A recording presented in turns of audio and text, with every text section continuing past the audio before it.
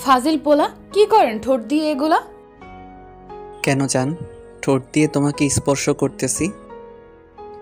আপনি না আসলে অনেক ফাজিল, একটুও বোঝার চেষ্টাই করেন না। এগুলো করলে কেমন কেমন লাগে, লুচু একটা। কিন্তু তুমি তো বললে কাছে আসতে, আর তোমার নাকি আদর লাগবে, তাহলে এরকম করে আবার দূরে সরিয়ে দিতে চাইছো কেন? সব সময় তুমি আমার কাছে আসতে বলে আবার তুমি দূরে সরিয়ে দিতে চাও, তোমার এই কাণ্ড তো আমি বুঝতে পারি না। আমি কোনো কাণ্ড করি না, আপনি উল্টাপাল্টা কাজ করেন, আমাকে এমন করে অপ্রীতিকর পরিস্থিতির মধ্যে ফেলেন। আপনি বোঝার চেষ্টাই করেন না যে এরকম করলে আমার কেমন কেমন লাগে। ধুরবাল, তোমার কেমন কেমন লাগে সেটা তো বলবে, সেটা না বলে শুধু বলো তোমার কেমন কেমন লাগে। তার উপর কাছে এসে যখন আদর করতে শুরু করি তখন তুমি কেমন করে যেন আমাকে দূরে সরিয়ে দিতে চাও, এত বেশি ইগনোর করতে শুরু করো যার জন্য মনে হয় আমি তোমার শত্রু। এই না, আপনি এমন কিছু ভাববেন না প্লিজ। আমি তো আপনাকে এমন করে বলতে চাইনি, কিন্তু দেখেন আমার তো আপনাকে কাছে পেতে ইচ্ছে করে, কিন্তু আপনি কাছে আসলে না কেমন যেন করেন আমার সাথে, আর আমার শরীরের মধ্যে যেন কেমন করতে শুরু করে দেয়। ওই জন্যই তো আমার খারাপ লাগে, ওই জন্যই আমি নিজেকে ঠিক রাখতে পারি না, ওই জন্যই এরকম করে বললাম। প্লিজ আপনি রাগ করবেন না। না না, আমি তোমার উপর রাগ করতে পারি বলো? তাছাড়া তুমি খুব ভালো করেই জানো যে আমি তোমার উপর রাগ অভিমান করি না, কিন্তু তুমি তো নিজেই আমাকে কাছে আসতে বলো, তাহলে নিজেই এমন করে আবার দূরে সরিয়ে দিতে চাও কেন? আমি কি করব, আমার যেন কেমন কেমন লাগে, আমার নিজেকে পুরো পাগল বলে মনে হয় নিজেকে। আমি আটকে রাখতে পারি না, খুব বেশি অস্বস্তি ফিল হয়। তার উপর যখন আপনি ঠোঁট দিয়ে আমাকে এমন করে স্পর্শ করতে শুরু করে দেন, আমি পুরো পাগল হয়ে যাই। আপনাকে বোঝাতে পারি না, এগুলো করলে আমার ভেতরে কি একটা অনুভূতির সৃষ্টি হয়, যেটা আপনাকে বোঝালেও আপনি বুঝতে পারবেন না। আমি অত কিছু বুঝতে চাই না, আমি আমার পিচ্চি বউটার কাছে আসতে চাই, তাকে কাছে থেকে অনেক বেশি আদর করতে চাই। তাহলে সেটা কি আমার জন্য অন্যায় হয়ে গেছে বলো, নাকি আমি তোমাকে আদর করতে পারবো না? আরে বাবা, আমি তো আপনাকে কাছে আসতে বলেছি, আপনাকে আদর করতে বলেছি, আপনি আদর করতে পারবেন না কেন? আপনাকে তো আমি বারণ করিনি, এমন না যে আমি আপনাকে আদর করতে বারণ করেছি যার জন্য আপনি এমন করে বলতেছেন। আপনাকে আমি আদর করতে দিতে চাই, কিন্তু আপনি না কাছে আসলেই আমার কেমন যেন লজ্জাটা বেড়ে যায়, আর কেমন যেন গায়ের মধ্যে শিউরে ওঠে, আর তার উপর দিতে শুরু করেন।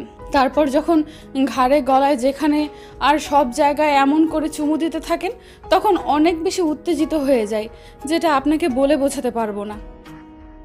আর কি করলে বোঝাতে পারবো বলেন তো? আপনি সেটা বুঝতেই পারেন না, শুধু সব সময় এরকম পাগলামি করেন। একটু তো শান্তভাবে আদর করলেও পারেন, কিন্তু একদম বেপরোয়া হয়ে যান যখন আমার কাছে আসেন। আমি কি করব? তোমাকে কাছে পেতে ইচ্ছা করে আমার, আর তোমার কাছে আসলে আমি নিজেকে আটকে রাখতে পারি না, খুব বেশি মাতাল মনে হয় নিজেকে, আর তোমাকে আদর করে ভরিয়ে দিতে ইচ্ছা করে। তাহলে আমি কেন এরকমটা করব না বলো?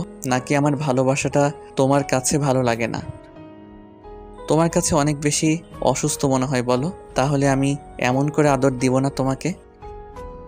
শুভের এরকম ধারা কথাতে তুষি শুভের দিকে ঘুরল, তারপর ওর মুখের পাশে হাত রেখে তারপর ঠোঁটছোড়া নিচের দখলে নিয়ে নিল। সুমাইয়ার এরকম দ্বারা কর্মকাণ্ডে শুভ একটা মুচকি হাসি দিয়ে তারপর ওকে দুই হাতে শক্ত করে জড়িয়ে ধরল। দুজনের রেসপন্স করতে শুরু করলো। তারপর একটা সময় দুজনের মধ্য থেকে কন্ট্রোল হারিয়ে ফেলল, আর তারপর যেটা হবে সেটাই হলো।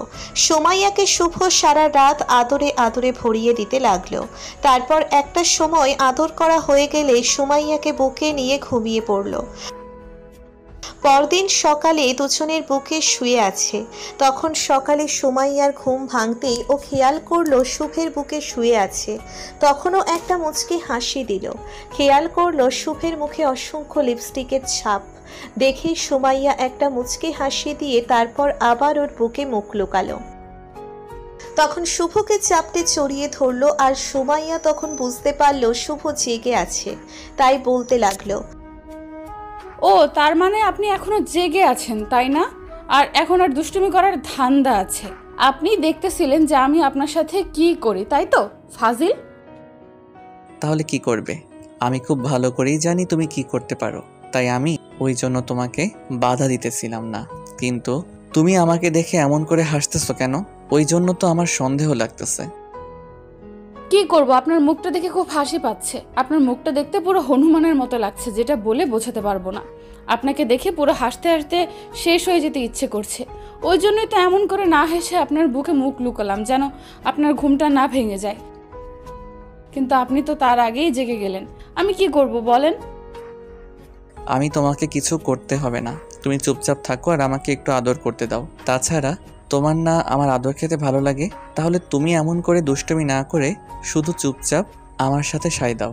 এরকম করে আমার দিকে ড্যাব ড্যাব করে তাকিয়ে থাকবে না, তাহলে আমার আদর করতে অসুবিধা হয়। আপনি কি মেয়ে যে আপনার আদর করতে অসুবিধা হয়? নাকি আমি আপনাকে এমন করে কষ্ট দিয়ে যার জন্য আপনি আমাকে আদর করতে পারেন না? নাকি আপনি লজ্জা পান? লজ্জা যেখানে আমার পাওয়ার কথা সেখানে আপনি লজ্জা পেয়ে এমন করে এইসব বলছেন?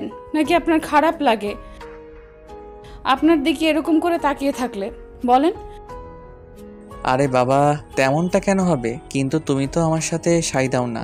তোমাকে বলি আমার সাথে রেসপন্স করতে, তুমি সেটা না করে শুধু ড্যাব ড্যাব করে তাকিয়ে থাকো। মনে হয় আমাকে কখনো দেখোনি।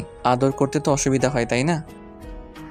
বউ যদি বরের সাথে রেসপন্স না করে তাহলে আদর করে কি মজা পাওয়া যায় বলো? তুমি তোমার সাথে একটু রেসপন্স করো না। তোমাকে আমি বোঝাতে পারি না, তুমি রেসপন্স না করলে আমার খারাপ লাগে। তাহলে কেন আমার সাথে দাও না তুমি? আমি কি করব? যখন আপনি আমাকে আদর করতে শুরু করেন তখন আমার নিজেকে পাগল বলে মনে হয়। আমি নিজেকে আটকে রাখতে পারি না, তাই অমন করে নিজের সাথে বুকের সাথে জড়িয়ে নেওয়ার চেষ্টা করি, কিন্তু সায় দিতে পারি না। আমার রেসপন্স করতে গেলে নিজেকে পাগল বলে মনে হয়। আমি তো চেষ্টা করি, কিন্তু আপনি তো আমাকে এত বেশি উত্তেজিত করে তোলেন, যার জন্য আপনাকে আদর করব তার আগে আপনি আমাকে পুরো ভালোবেসে ভরিয়ে দিতে শুরু করেন। তাই? আচ্ছা ঠিক আছে, এখন থেকে আর তোমাকে এমন করে আদর দিব না। তুমি যখন আগে আমাকে আদর দিবে তারপর আমি তোর সাথে সাই দিব, তাহলেই হবে তো? তখন তোমার আদর দেয়া হয়ে যাবে, তখন আমি নিজে থেকে আদর দিব। কেমন? এই না, আপনি সব সময় এমন কেন বলেন? আপনাকে আমি বোঝাতেই পারি না যে আপনাকে আমি এমনভাবে এমন করে আপনি কথা বলেন। আপনি কথা বললে আমার ভয় লাগে। আপনি যদি এরকম আমাকে ইগনোর করতে শুরু করে দেন, বিয়ের আগের মতো এমন করে এত বেশি ইগনোর করবেন, যার জন্য আমি একটা সময় কষ্ট পেতে পেতে আর নিজেকে আটকে রাখতে পারবো না। অনেক বেশি খারাপ লাগবে আমার। তাই? তাহলে বুঝতে পারো যে আমি তোমাকে ইগনোর করলে তোমার খারাপ লাগে, কষ্ট হয়। আচ্ছা ঠিক আছে, এখন থেকে আর ইগনোর করবে না। কিন্তু তুমি তো আমার সাথে সাই দাও না, ওই জন্য আমারও তো খারাপ লাগে, তাই না বলো? আচ্ছা ঠিক আছে, এখন থেকে আপনাকে আদর করে দেব। কেমন? এখন আমাকে একটু আপনার বুকে জড়িয়ে ধরে রাখেন। আর এখন কোনো দুষ্টুমি করবেন না প্লিজ। রাতে কিন্তু অনেক আদর করেছেন, এখন আর আমার মধ্যে কোনো এনার্জি নেই। কিন্তু তোমাকে কাছে পেলেই তো আমার আদর করতে ইচ্ছে করে, তোমাকে কাছে পেলেই তো আমার এনার্জি জেগে ওঠে। তাই আমাকে আটকে দিও না, আমাকে আরেকবার আদর করতে দাও বউ। দেখো, আর একটা বার হলে তোমার কাছে ফ্রেশ লাগবে, আমার কাছে অনেক ফ্রেশ মনে হবে। তাই প্লিজ আমাকে আটকে দিও না। আমাকে আটকে দিলে কিন্তু আমি জোর করে আদর করব, সেটা কি খুব ভালো হবে বলো? আপনি কি আমাকে একটু বোঝার চেষ্টাও করবেন না? নাকি সব সময় এরকম করে আমাকে শুধু কষ্টটাই দিবেন? আপনি সব সময় এমন করে আদর দিলে আমার কি খারাপ লাগে না বলেন? আর সব সময় এরকম করে আদর পেতে ইচ্ছে করে বলেন? সেটাও তো বোঝেন না।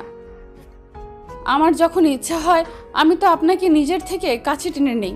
হয়তো আপনার সাথে রেসপন্স করি না, কিন্তু আপনি তো আমাকে অনেক আদর করেন, তাই না বলেন?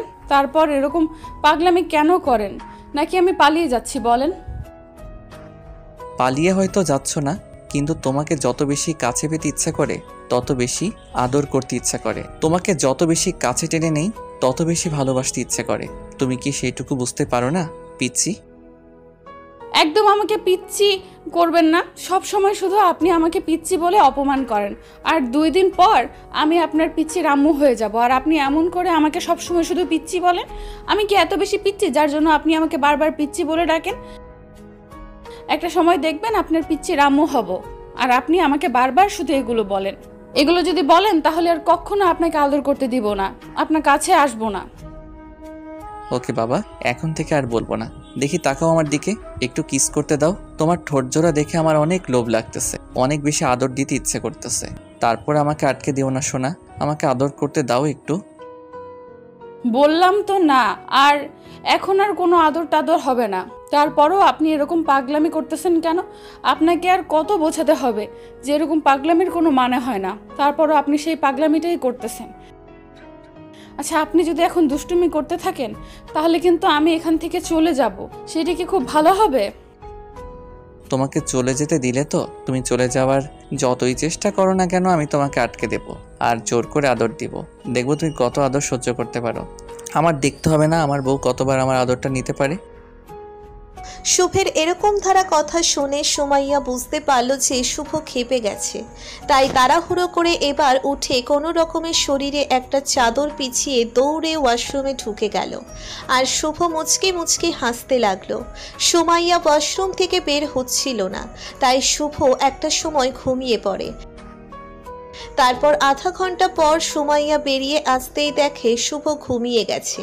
তখন ভেজা চুলগুলো আয়নার সামনে দাঁড়িয়ে মুছতে লাগলো।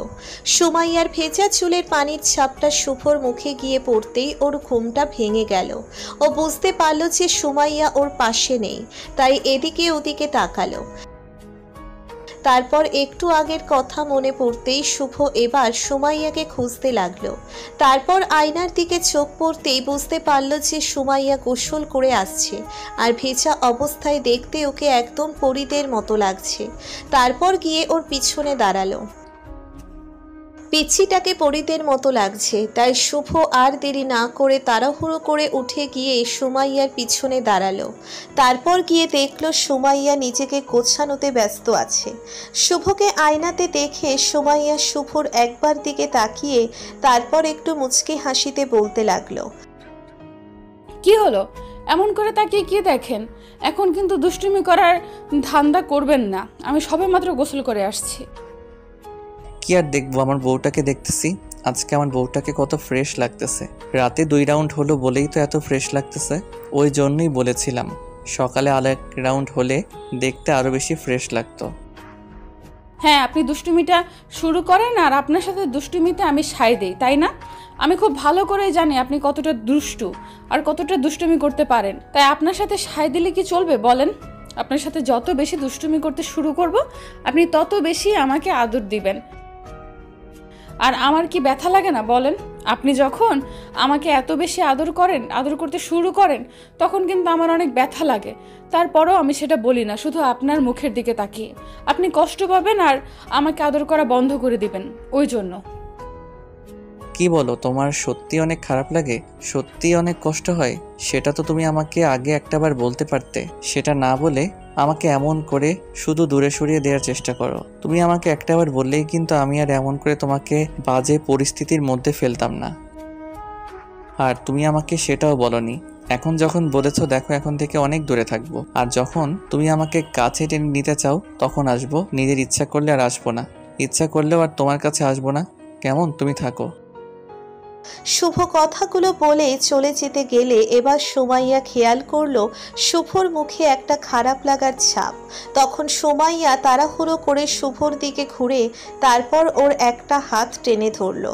সাথে সাথে ওর দিকে তাকাতেই সুমাইয়া একটা মুচকি হাসি দিয়ে বলতে লাগলো, এই সামান্য কথাটুকু আপনাকে বলা যাবে না নাকি? আপনি এত বেশি ইগনোর করেন কেন আমাকে? আর আপনাকে কি এইটুকু বলে অনেক বেশি অন্যায় করে ফেলেছি বলেন? না না, কিন্তু আমার বউটা কষ্ট করবে, আমি সেটা কি করে মেনে নিব বলো? তাছাড়া আমি তো চাই না তুমি কষ্ট পাও, ওই জন্যই তোমাকে এমন করে ইগনোর করতেছি। আচ্ছা ঠিক আছে, আমি এখন থেকে তোমাকে আদর করব না। তাতে যদি তুমি ভালো থাকতে পারো তাহলে না হয় সেটাই হোক। আমার দ্বারা কোনো এমন আচরণ হয়ে যায় যার জন্য আমার বউটা আমাকে ভুল বুঝুক আর ভাবুক যে আমি শুধু শারীরিক চাহিদার জন্য তাকে কাছে টেনে নিই। শুভর এরকম ধারা কথাতে সুমাইয়া তাড়াহুড়ো করে শুভর মুখের দুই পাশে হাত রাখলো। তারপর আরো অনেকটা কাছে এসে বলতে লাগলো, এই দুষ্টু, কি বলেন এগুলো? আমি খারাপ ভাববো কেন? তাছাড়া আমরা ভালোবেসে দুজন দুজনকে বিয়ে করেছি, তাহলে আমি খারাপ ভাবতে যাব কেন? আপনি তো খুব ভালো করেই জানেন আমি আপনাকে কতটা ভালোবাসি, তাহলে খারাপ ভাবার কি আছে? আর কখনো এরকম ভাববেন না কেমন? এখন কথা না বলে আমাকে জড়িয়ে ধরেন আর আদর দেন, আমার আদর চাই। শুভ বুঝতে পারল সুমাইয়া এখন ওকে আদর না করে ছাড়বে না, তাই শুভ ওর মুখের পাশে হাত রাখতেই সুমাইয়া আলতো করে বন্ধ করে নিল। তারপর আর কি, চার ঠোঁট এক হয়ে গেল। আমাদের ভিডিওটি কেমন লেগেছে তা কমেন্ট করে জানাতে ভুলবেন না। আর ভিডিওটি যদি ভালো লেগে থাকে তাহলে একটি লাইক করুন আর সাবস্ক্রাইব করে আমাদের পাশেই থাকুন। ধন্যবাদ সবাইকে আমাদের পাশে থাকার জন্য। আল্লাহ হাফেজ।